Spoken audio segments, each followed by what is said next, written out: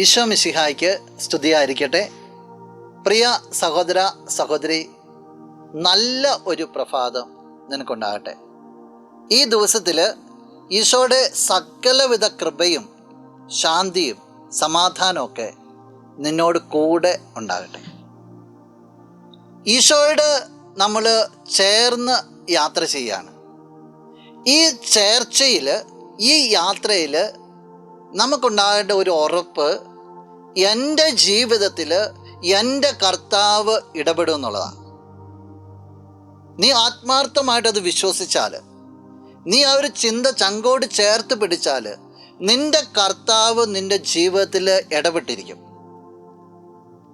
രണ്ട് അന്ധന്മാർ ഈശോയുടെ അടുത്തെത്തി കഴിയുമ്പോൾ അവർ ഈശോയുടെ വലുവായ നിലവിളിക്കുകയാണ്. ഈശോയുടെ പുറകെ നടക്കുകയാണ്. ഈശോയുടെ അടുത്തെത്തി കഴിഞ്ഞപ്പോൾ അവർ ചോദിക്കുന്നുണ്ട്, എനിക്കിത് ചെയ്തു തരാൻ സാധിക്കുമെന്ന് നിങ്ങൾ വിശ്വസിക്കുന്നോ? അവർ പറയും, കർത്താവേ. ഈശോ കൊടുത്ത ഒരു മറുപടി, അതിലേക്ക് നിങ്ങളുടെ ശ്രദ്ധ ആകർഷിക്കുകയാണ്. വിശുദ്ധ മത്തായി അറിയിച്ച സുവിശേഷം 9-ാം അധ്യായം 29-ാമത്തെ തിരുവചനം. നിങ്ങളുടെ വിശ്വാസം പോലെ നിങ്ങൾക്ക് ഭവിക്കട്ടെ എന്ന് പറഞ്ഞുകൊണ്ട് അവൻ അവരുടെ കണ്ണുകളിൽ സ്പർശിച്ചു. നിങ്ങളുടെ വിശ്വാസം പോലെ നിങ്ങൾ ഭവിക്കട്ടെ.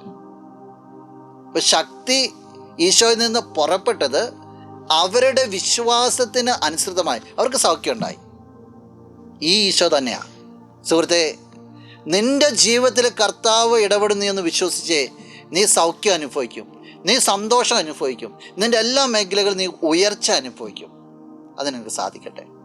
നമുക്ക് കണ്ണുകൾ അടച്ച് കരങ്ങൾ കൂപ്പി ഈശോയുടെ ആശീർവാദത്തിനായിട്ട് ഒരുങ്ങാം. നല്ലവനായ കർത്താവേ, എന്നെ കേൾക്കുന്ന ഈ വ്യക്തിയെ സമർപ്പിക്കുകയാണ്. നിന്റെ നാമത്തിൽ ഈ വ്യക്തി അനുഗ്രഹിക്കപ്പെട്ടെന്ന് പ്രാർത്ഥിക്കുന്നു.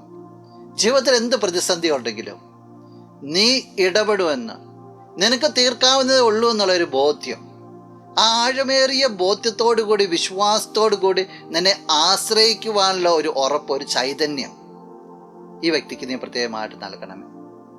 എല്ലാ മേഖലകളും നിന്റെ കൃപ കൊണ്ട്, സമാധാനം കൊണ്ട് നിറയപ്പെടട്ടെ. എല്ലാ പ്രാർത്ഥനയ്ക്കും സ്വർഗ കവാടങ്ങൾ തുറന്നുകൊണ്ട് നീ ഉത്തരം നൽകണമേ. ഇപ്പോഴും എപ്പോഴും എന്നേക്കും. ആമേൻ. ആദിയിലും അന്ത്യനും നീ മാത്രമേ യേശുവേ. സ്തുതികൾക്കും പുകഴ്ചയ്ക്കും യോഗ്യനേശുവേ.